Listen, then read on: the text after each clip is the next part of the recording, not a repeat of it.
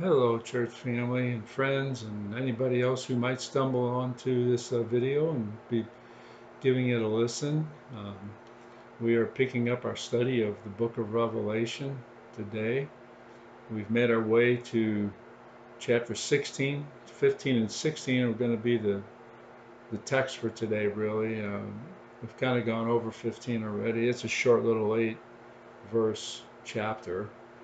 And 16 gets us into the bowls, which are described as the wrath of God. It's kind of, and it says that with the outpouring of the bowls, the wrath of God is finished. So we're kind of getting, coming to the final phase of the judgments and the wrath of God in the book of Revelation.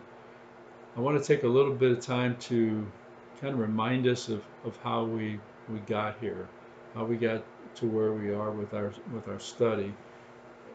Remembering back to chapters 4 and 5, which are really the opening scene of the book of Revelation. We have, in chapters 2 and 3, we've got some letters. When Jesus apparently came to John and gave him this revelation or this vision, we want to call it that. He started off by giving him some instructions to pass on to the 7 churches of Asia Minor. And we find those instructions in the form of letters in chapters 2 and 3. And so then chapter 4 really opens up with the apocalyptic part, or the, the, the end time uh, vision or revelation of the age. And we see that it opens up in chapter 4 with a court scene.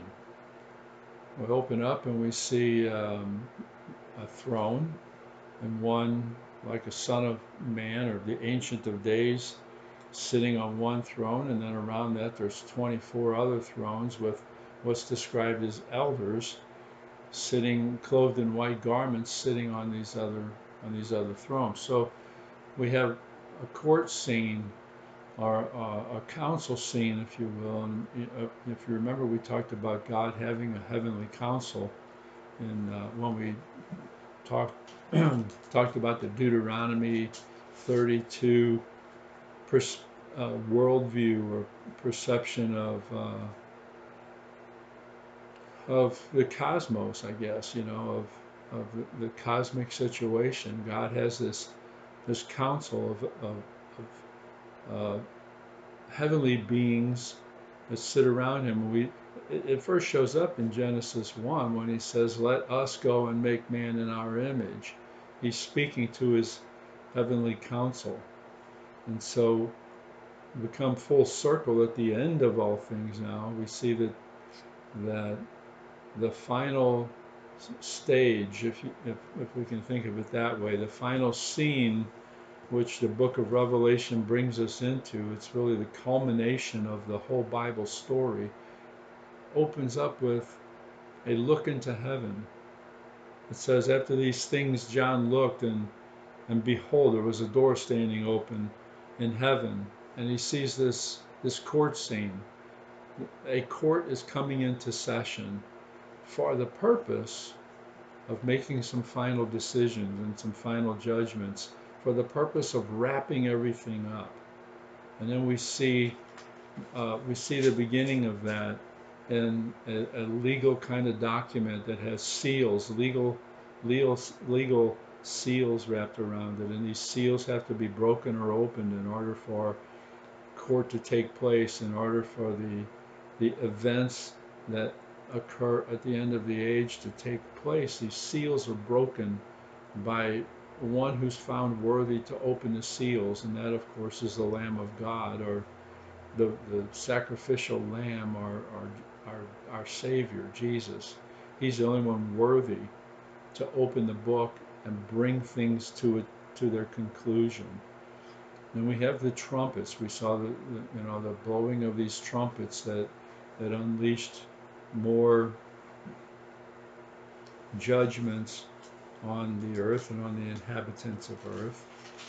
That brought us up basically to chapters 13 and 14, where we start having some visions, seeing some things about a beast, and one beast from the land, one beast from the sea, and a dragon who's described as a serpent of old, or Satan. And they're allowed to bring a deception on the earth, and they they put pressure on the people. They put pressure on inhabitants of earth to worship them and embrace their image. We see in chapter 14 and verse 9, one of the angels that's bringing the revelation to John says, if anyone worships the beast and his image and receives a mark on his forehead or on his hand, he also will drink of the wine of the wrath of God. So there's a moment when I believe, and we've talked about this a little bit already, but I believe that it's another attempt, a second major attempt at altering the DNA and the genetic code of mankind. Why? Because we talked about a couple of weeks ago how man was made in the image of God to rule over God's creation, and that image is what qualifies man. Being created in the image of God is what qualifies man to be the agents of God to rule his creation. He created us in his image for that purpose. When we saw in Genesis 6 how the sons of God, some fallen sons of God or corrupt sons of God, came to earth and tried to commingle. Well, they actually did commingle with man. They bred themselves with the daughters of men and created a race of beings that were not that didn't bear the image of God any longer. They now bore a different image. It was a corrupted image of mankind, and this hybridization with these other beings. And so it was an attempt to begin a race that was not created in the image of God, so they could corrupt the race. And we know that God took exception to this and sent Israel after. Well, the first thing he did was flood the earth, trying to go after these creatures and take them out. But Genesis 6 verse 4 tells us that they were able to survive the flood somehow, that they existed before and after the flood. And so now Israel, when they go into the land, is given the assignment of annihilating, completely destroying certain areas and certain people groups. And because God is trying to cleanse the earth of this corrupted bloodline, jump all the way into the time of the end here. And I think this idea of worshiping the beast and his image instead of maintaining and worshiping the image of God. Anyone who receives a mark, remember we said that the term receive is lambano in Greek, which means to willingly accept or take for your own end, for your own means, or as a means to your own end. There's some reason or some advantage to you why you want to take or receive this mark. And I think if we just look at technology, we see that they're already talking about implanting technology or animal DNA into human DNA, but particularly the technology aspect of it, they're saying that we're going to need that in order to keep up with the development of artificial intelligence or computerized digital intelligence, if we can think of it that way. It's going to become superior in intelligence to the intelligence of men, And so in order for you to keep up and in order for you to spend digital currencies, you're going to have to become part of this digital revolution or this technology that's going to come down. Um, it looks like not too far down the road. And once they start messing with our DNA, they start messing with the image of God. And again, I think it's a strategy of the enemy to disqualify us from being able to rule and just to um, get back at God, who is his eternal enemy. And we see that in Revelation 14. People are put to a point of being forced. You're going to have to decide. You want to receive this mark. Do you want to bow down and worship the beast in his image, or do you want to maintain um, the image of God and worship him only?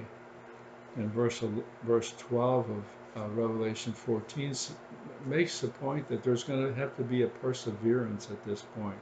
It says, here is the perseverance of the saints who keep the commandments of God in their faith in Jesus. It's going to become intense enough that those who don't do it are described as those who persevere. The pressure to conform is going to be so intense that nonconformance to the image of the beast and receiving the mark to conform to that image, nonconformance to that is described as perseverance in the faith and keeping the commandments of God. And it's at that point when the people of earth have made their choice that the earth becomes ready for harvest. Verse 14 says, then I looked, and behold, a white cloud, and sitting on the cloud was one like a son of man, having a golden crown on his head and a sharp sickle in his hand. And another angel came out of the temple, crying out with a loud voice to him who was on the cloud, put in your sickle and reap, for the hour to reap has come, because the harvest of the earth is ripe. People have made their decisions. They've aligned themselves with one side or another. It's time to reap. And so we see this harvesting or this reaping that comes. And so the opening court scene in Revelation 4, the opening of the seals, John has seen the earth and its future to him particularly, and still to us as well, more future to him than to us, if time is a quantifying aspect of future events. John saw that he saw the earth coming to this point of being ripe for harvest. Kind of like the stories become complete. And the sickle's put into the earth. Those who are on the Lord's side are harvested out of the earth. And then we get to chapter 15. It says, and then I saw another sign in heaven, great and marvelous. 7 angels who had 7 plagues, which are the last, because in them the wrath of God is finished. Now we have the wrath of God that's going to be poured out. And what we find, what we're going to see when we get into this, are 7 bowls that are poured out. These bowls, the bowls, we tend to think of something just like a cereal bowl or a bowl we'd eat soup out, or a soup bowl or something. But in the biblical perspective, a bowl was used for various things. They were mostly used for religious purposes or cultish purposes, and we see bowls being made out of gold, silver, and bronze as utensils to be used in the temple, in the tabernacle, and then again in Solomon's temple, they're making bowls. One of the functions of the bowls was to carry out, after the sacrifices and the ash and the leftover animal parts and blood and the fats, some of the parts that they didn't use in sacrifice had to be carried out in bowls and dumped outside. In other words, the temple was kind of being cleansed. And I think it's not a stretch to say that what we see with these bowls being poured out on the earth is kind of the cleansing of the earth. It's being cleansed for the coming of the Lord. It, his enemies are being destroyed. The first bowl poured out puts like a boil or a malignant sore on those who have received the mark of the beast. It's kind of like you guys decide that you want to mark yourself for the beast, as you know, you want to identify with him and receive this mark, whatever it is, whatever that mark is. It's going to distinguish them as worshipers of the beast. So God comes along in chapter 16 and verse 2. The first angel went out and poured out his bowl on the earth, and it became a loathsome and malignant sore on the people who had the mark of the beast and who worshipped his image. And so now God is marking them for wrath. They willingly received the one mark, identified themselves as worshipers of the beast and his image. So God is marking them unwillingly. He's marking them with the first bowl to be the recipients of the wrath that's to come, even though there's a measure of wrath even in that.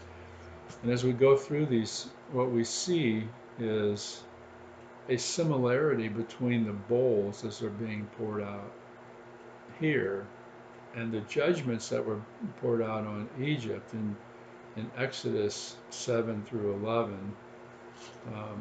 When God was bringing Israel out of Egypt, there were 10 plagues that he poured out, if you will, caused or brung about on Egypt in order to bring his people at the time out of Egypt.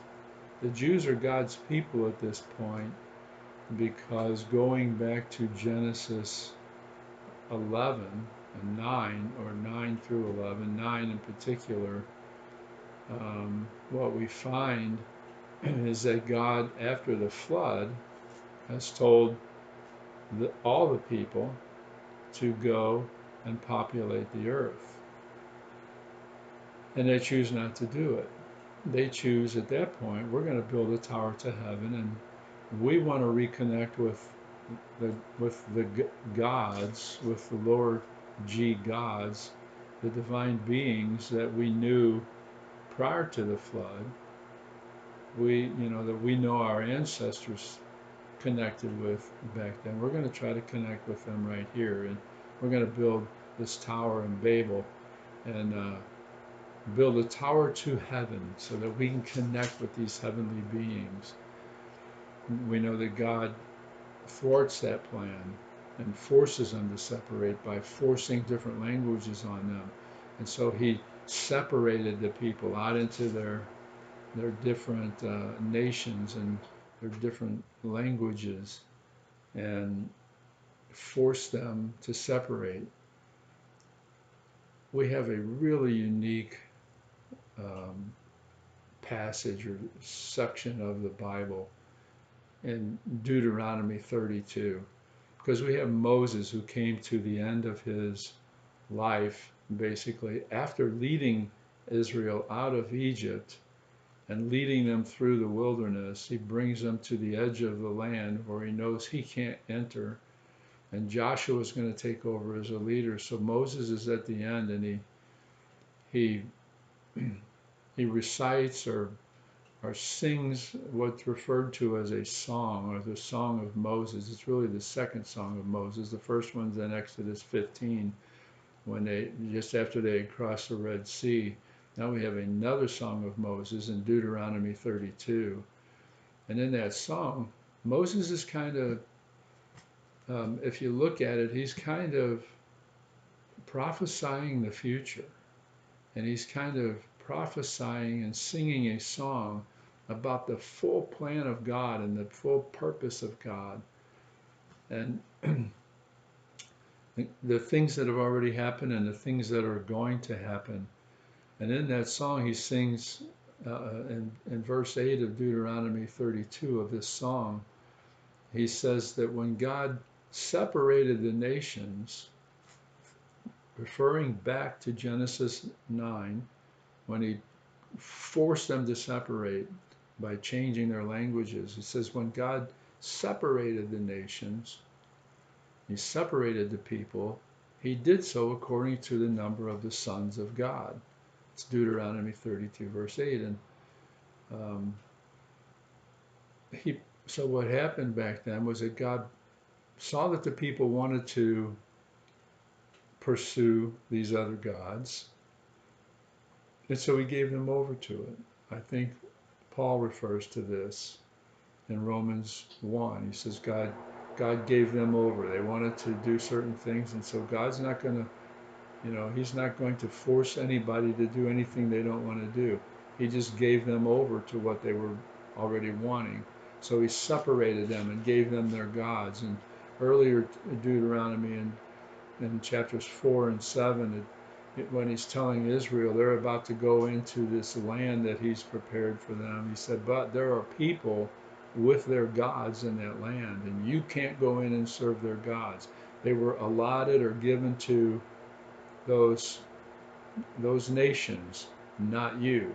So God, the reason that he picked Israel was after giving up all the people to other gods and other lands, he said, well, I need a people for myself.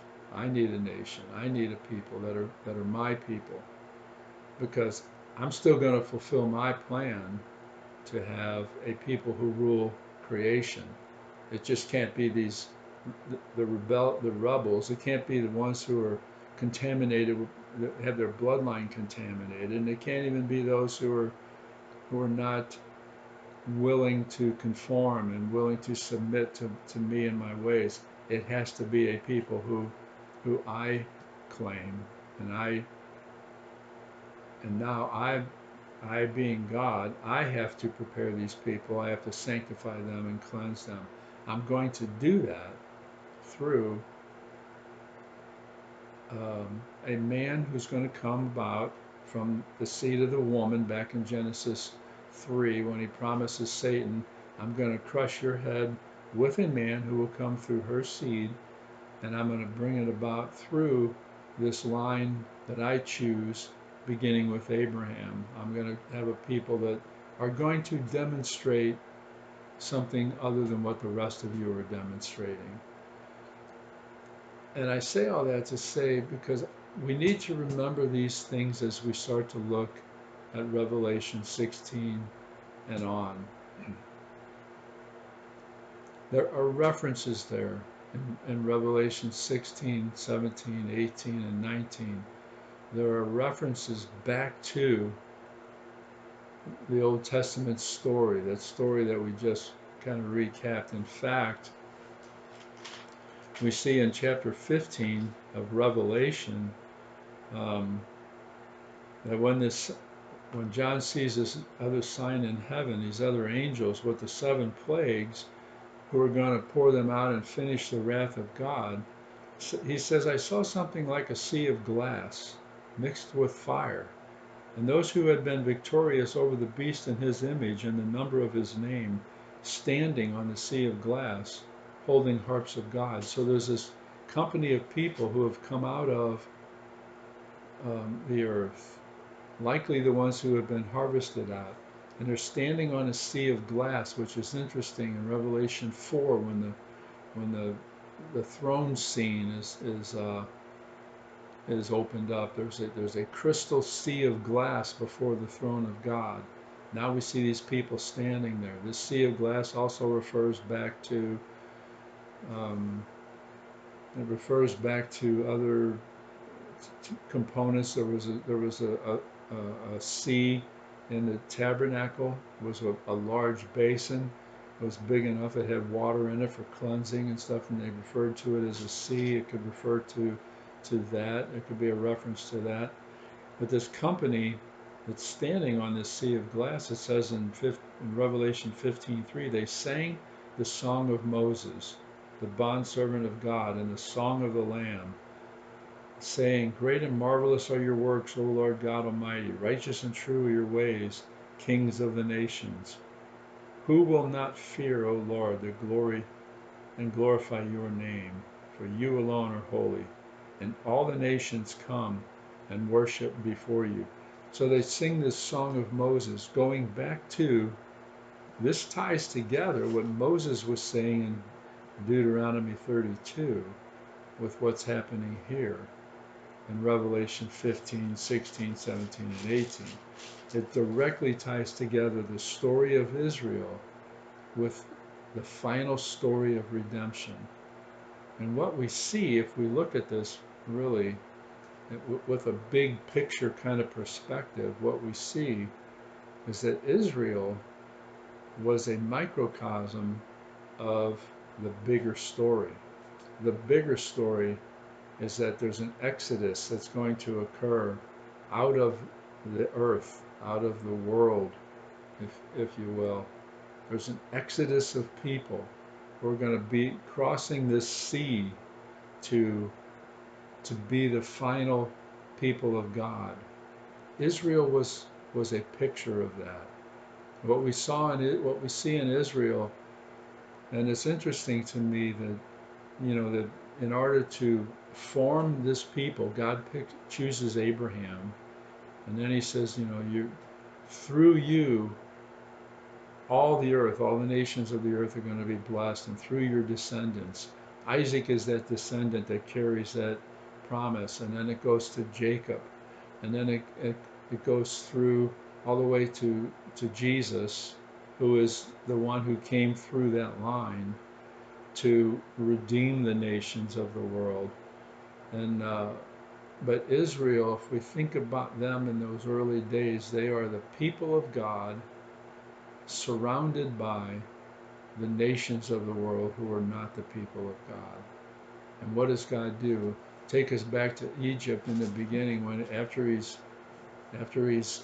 the promise is gone from Abraham to Isaac to Jacob, and then Jacob and has 12 sons who become the fathers of the 12 tribes of God's people. Before they become big, they're taken to Egypt. They go to Egypt willingly, actually, because Joseph is there, one of the sons, serving in Pharaoh's court.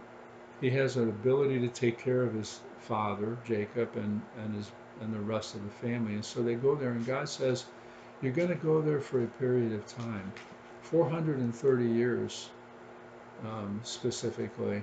And while you're there, you're going to become a great nation. So what's God doing? He's growing his family. He's growing up his symbolic family, his pictorial family, and the people of Israel. The people that he's chosen to be his own are growing up in the world. Egypt is is symbolic of the world. And so while they're in the world and they're captive, they become slaves to this worldly system. Egypt was the power of the day. They're growing, they're multiplying and growing, and they get to a point where God says, okay, it's time to come out. And then he raises up Moses, and he pours out these plagues, 10 plagues on Pharaoh and on Egypt, in order for the exodus out of the world. There's all this symbolism is found or is seen in the exodus of Israel out of Egypt. There's all this metaphorical imaging that's going on there of God's people coming out of the world and crossing over into salvation, into my rest. The writer of Hebrews draws on this symbolism and on these metaphors by saying, just like Israel was promised, you come out of Egypt and you enter into my rest. I'm taking you to a land where you can rest, a land flowing with milk and honey. The writer of Hebrews says, we believers are coming out, and by faith we're coming out of the world and entering into the rest of God through Christ, the peace of God and the rest that's in God. So Israel's a picture, a microcosmic picture of what's happening at a cosmic level. God getting his people, God getting a company of people to rule his creation. That's what the story's always been about. That's what it was about from the beginning. God declared that objective in the beginning when he said, let's make man in our image so that they can rule creation. He's stating his end game right there. He's stating his purpose and his end game um, from the beginning.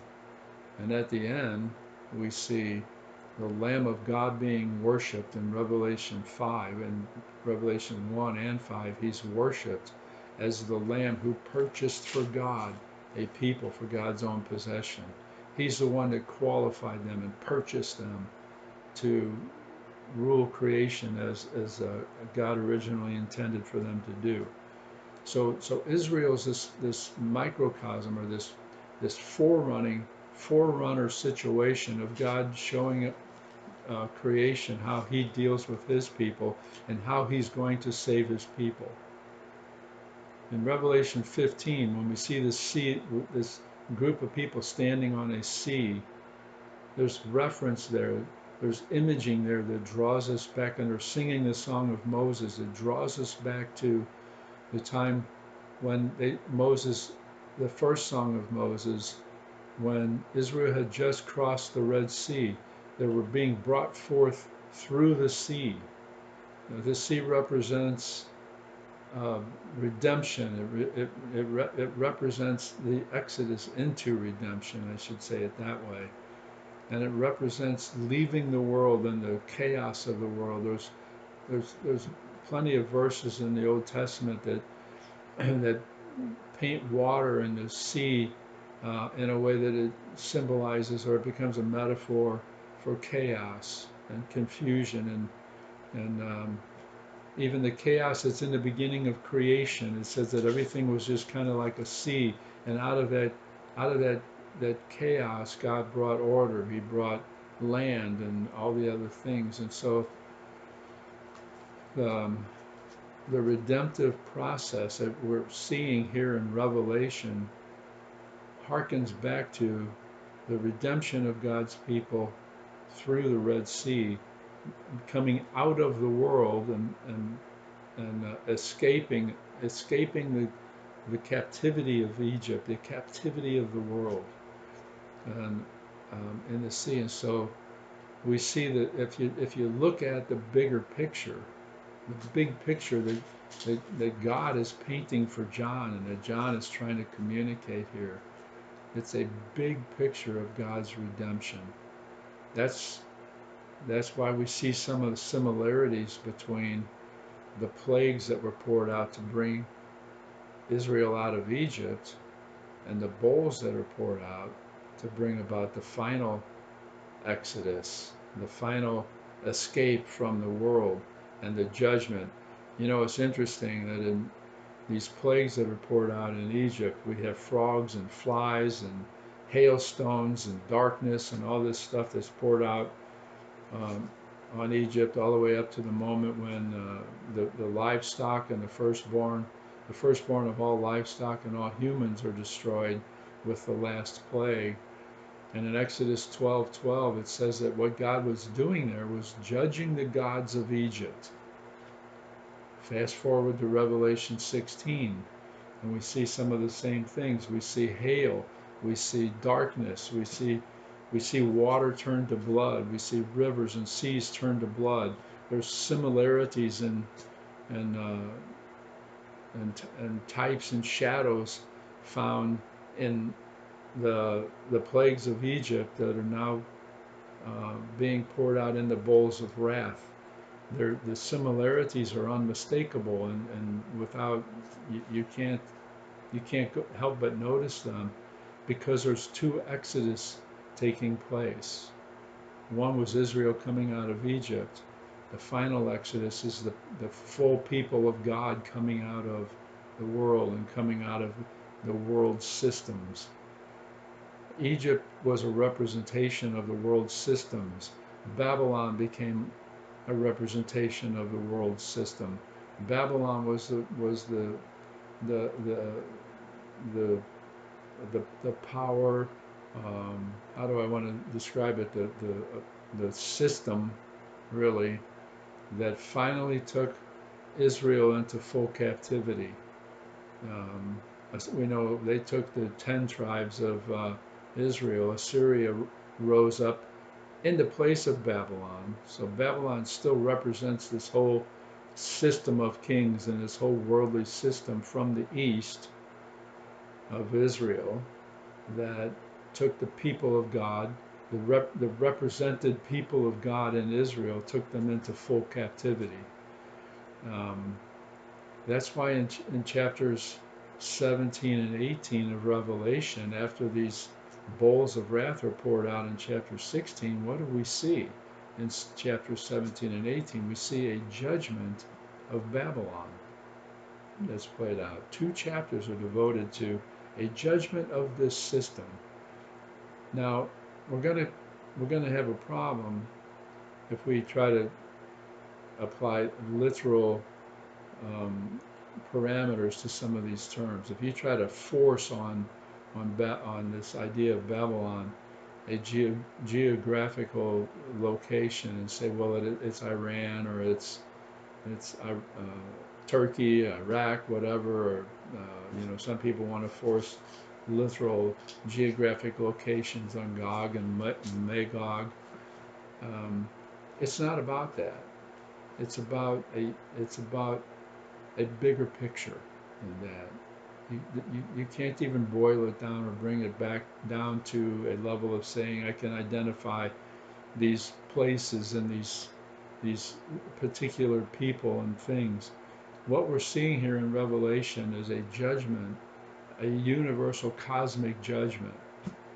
It's the bigger picture. Babylon represents the whole world system, the whole system that's been around forever, the system that's caused all the kings of the earth to drink of the wine of her immorality, and who has been a system that's influenced all the people that have really ever been around. If I can fast forward to chapter 17, verse 15 for 1 minute, we see a harlot, and again, if we try to force on this concept, this metaphor of the harlot, like try to figure out who it is, we're kind of missing the point, because the harlot is really just Babylon. And let me go to verse 5 in Revelation 17. Well, let me go to verse 4. There's a scene of a woman clothed in purple and scarlet. She's adorned with gold and precious stones and pearls, having in her hand a gold cup full of abominations and of the unclean things of her immorality. And on her forehead a name was written, a mystery, Babylon the Great, the mother of harlots and of the abominations of the earth. And I saw the woman drunk with the blood of the saints and with the blood of the witnesses of Jesus.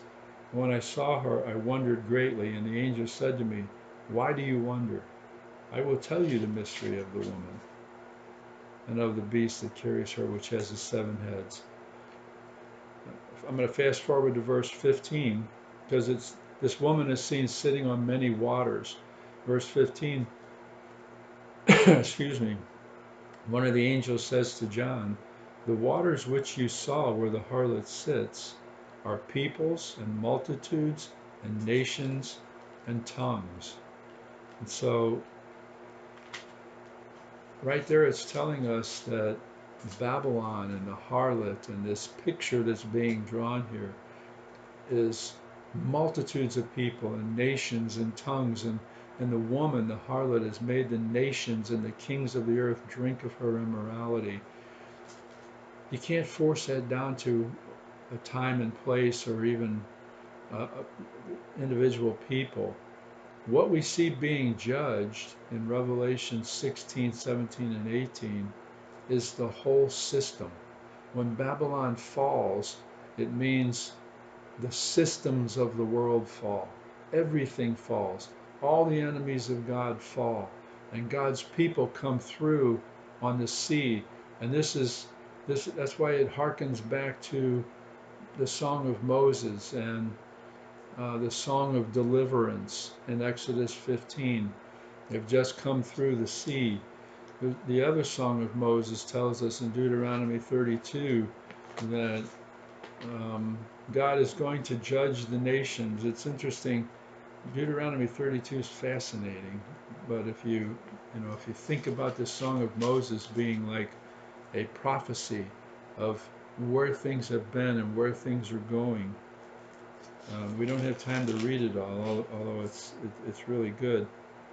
At the end of it, in verse 43, it says, "Rejoice, O nations, with his people, with God's people, for he will avenge the blood of his servants, and will render vengeance on his adversaries, and will atone for his land and for his people." Moses is saying at the end of the day, God, you can rejoice, all the nations of the world can rejoice, because God will avenge the blood of his servants. He will atone for the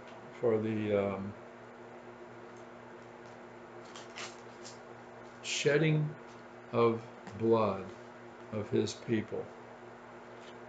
I think I'm looking for Psalm 74. Let me look here real quick. I just want to read a passage out of Psalm 74, and this idea of I believe it's here, this idea of atoning for or redeeming, taking vengeance for the shedding of blood and the shedding of the blood of God's people. It's Psalm 79.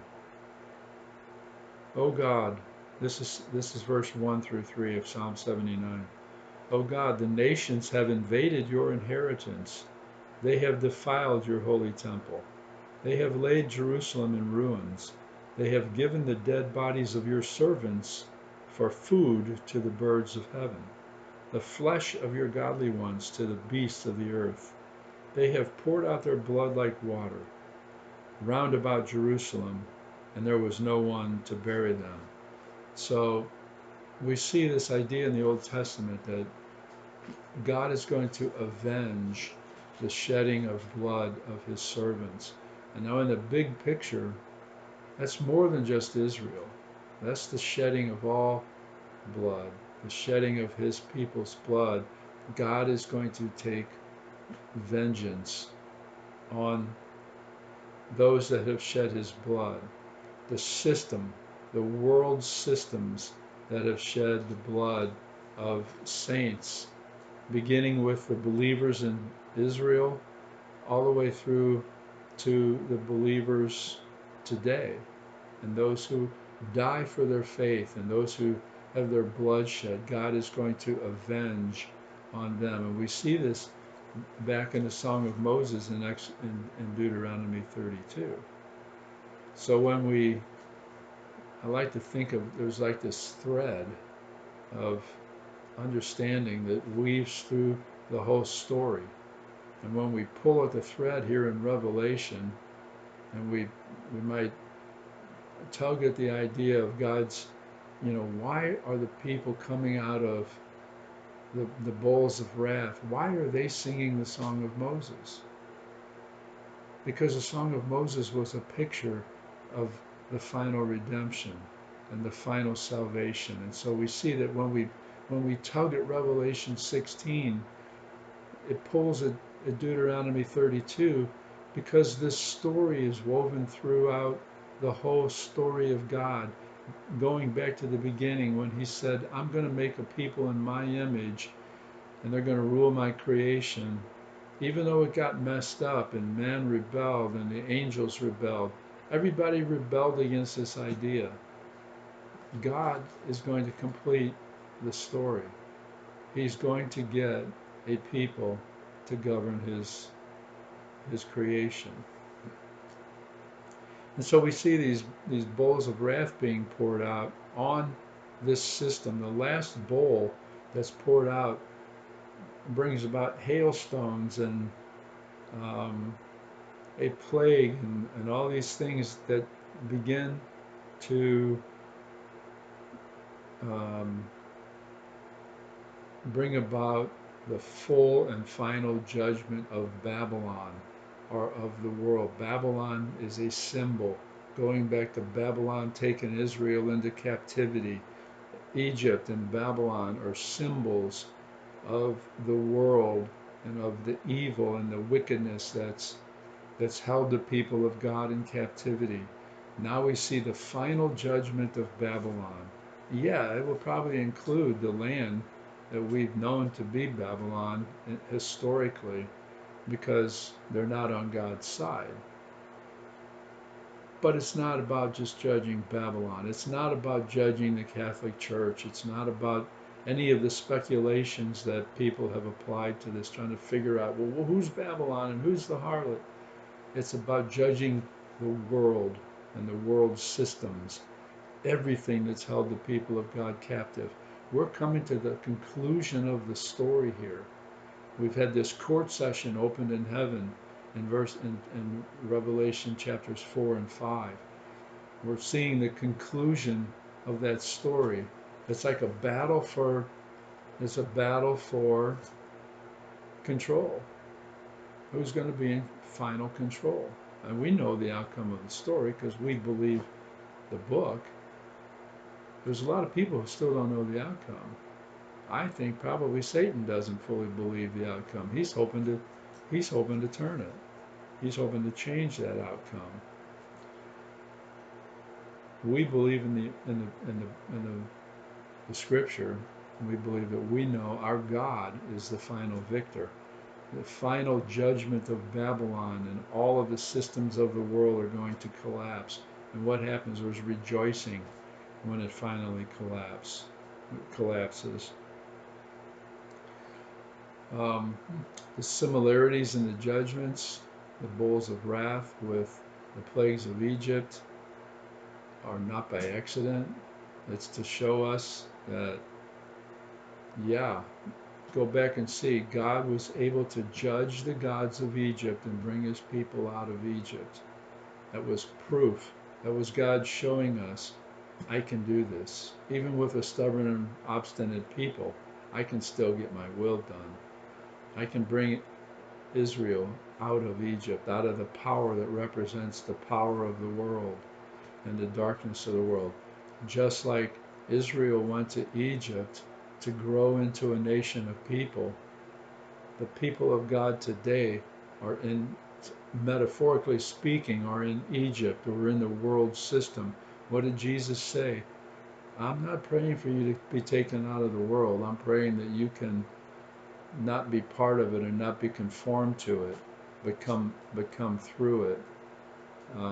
We are left in the world here growing into a nation, and when the nation is ready and when the harvest is complete and people have chosen sides, the end will come about. And just like Egypt was judged back in Exodus, and Babylon was judged for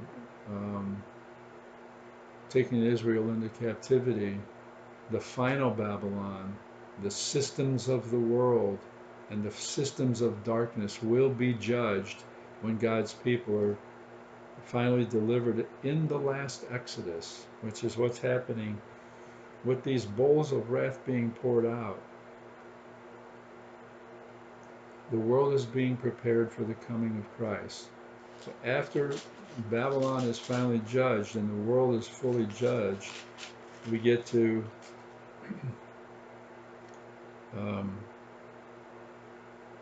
chapter 19 of Revelation. We'll cover these with more detail.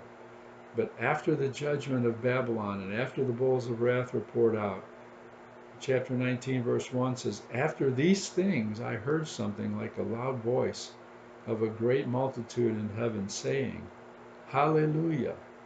Salvation and glory and power belong to our God, because his judgments are true and just.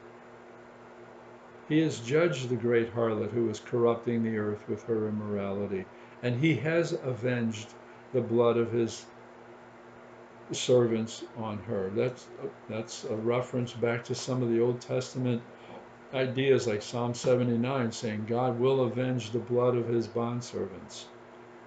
This is bringing it forward way past Israel. This is showing us that those kinds of verses and those kinds of prophetic voices are not just referring to Israel. They're referring to the big full picture of the redemptive story of God. It's after the final Babylon is judged that the song is sung in heaven. Hallelujah. God has avenged the blood of his bondservants after all of his judgments. And we could spend a little bit more time on some of the particular bowls of wrath. I don't know that we need to. Some of them are interesting. Let me get the number right here.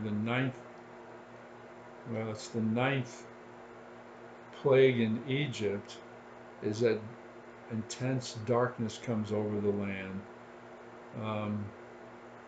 It's bowl number 5. It's the judgment of the beast and his kingdom. It says in 16:10, when the fifth angel poured out his bowl on the throne of the beast, then the fifth angel poured out his bowl on the throne of the beast, and his kingdom became darkened, and they gnawed their tongues because of pain, and they blasphemed the God of heaven. Jesus spoke many times or often about the outer darkness, and he said there's wailing and gnashing of teeth in the outer darkness. What we see here is that this angel, one of the bowls of wrath, is this intense darkness that brings about pain, such grievous pain that they gnash their teeth and wail. They gnaw their tongues because of the pain, it says here. And this is referring to the demonic creatures. This is the kingdom. This is the throne of the beast and his kingdom. This is not just the people that have received the mark of the beast. This is his kingdom as well. The beast and all those who decide to follow him gnaw their tongues because of the pain of this darkness. That's intense. When Jesus said when people are not willing to submit, they're not willing to accept the redemption that he and the Father have made available, that they're metaphorically speaking, they're referred to as wicked slaves, and they're cast into the outer darkness. Intense stuff. The water turning to blood. In the sixth bowl, the water turns to blood. The Euphrates River dries up. A direct reference back to Babylon, which is where the Euphrates was, showing again that Babylon was a representation of the world and the systems that were enslaving the people of God, and how the Babylon of Revelation 17 and 18 is the actual system, the worldly systems that are going to be judged. Metaphorically speaking, when the bowl is poured out, the sixth bowl, the Euphrates dries up, so that the way can be prepared for the kings of the east to come through. The river drying up actually opens up a gate or a portal for the kings of the east to be deceitfully drawn into a battle with God, with the Christ. Because it says, I saw coming out of the mouth of the dragon and out of the mouth of the beast and out of the mouth of the false prophet, each one of them spew out this unclean spirit, a spirit like a frog. They're spirits of demons, it says in verse 14, performing signs. They're performing signs and deceptions so that they can deceive the nations, particularly the kings of the east, to come to a battle at Harmageddon, or Armageddon is the way we think of it. They're they're deceitfully drawn into a battle. They think they can win. They still think the outcome is uncertain or up for grabs, and so they come to battle the Lord's anointed, and they're drawn into this battle where final and complete judgment is executed on them. So these judgments are intense. The bowls of wrath are intense. I hope that I've said something that makes sense. What I really want us to see, I feel so inadequate to kind of convey all of these things, but what I really want us to see is that this story that's unfolding in Revelation is the story of a court scene. Judgments are going to be rendered in this heavenly court. Final decisions are going to be made. And what God is showing us, He's giving us a glimpse into those final decisions. Israel was like a picture of what is going to happen at the end of the age, when the people of God are brought through, and there's a mass exodus of the people of God from the world, from the systems of the world, and the world is then judged. It's then cleansed. These bowls are poured out to cleanse the earth for the coming of the King. I didn't go that far, but after this scene in heaven of the people singing in Revelation 19, they sing in hallelujah because God has avenged the blood of his bond servants. The next thing that happens is that Jesus, the Messiah, is seen coming out of heaven because the earth has been cleansed by the wrath of God. It's the final outpouring of God's wrath. The earth is now prepared. The people of God are with their Messiah. They're on the sea of glass in the heavens. They're going to come back with him now and govern the planet the way they were intended to do from the beginning. It's a beautiful story. It's amazing. I could go on. I know I've already given you enough to confuse you, and I've gone on too long. I hope you get something out of this. I hope we'll have to talk more about it. The story is wonderful. It's a story of God's redemption. The final redemptive story of God is being shown to us here in these chapters, and it's a great thing. Be blessed. Have a good weekend. I hope you all are doing well. Love you guys. Can't look forward to seeing you. Bye bye.